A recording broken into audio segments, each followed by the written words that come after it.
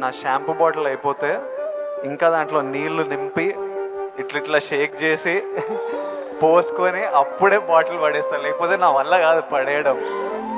అట్లాంటిది మీకేం హ్యాబిట్స్ ఉన్నాయి ఈ రోజు వరకు? నా మనసును టచ్ చేసావు. నేను నా గోడు చెప్పుకుంటాను. లైట్లన్నీ ఆన్ చేసి వెళ్ళిపోతానండి, నేను మళ్ళీ వెళ్ళి అన్ని ఆఫ్ చేసుకుంటూ వెళ్తానండి.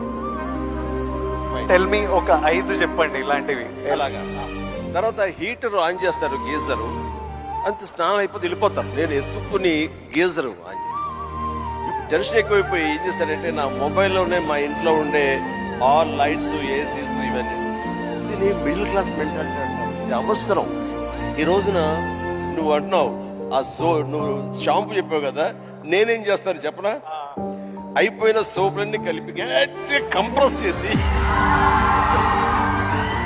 ఇది నిజమండి, నమ్మరు.